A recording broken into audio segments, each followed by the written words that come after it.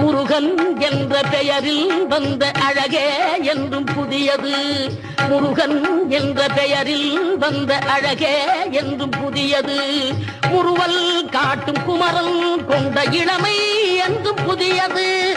முறுவல் காட்டும் குமரன் கொண்ட இளமை என்றும் புதியது. உன்னை பெற்ற அன்னையர்க்கு உனது லீலை புதியது. உன்னை பெற்ற அன்னையர்க்கு உனது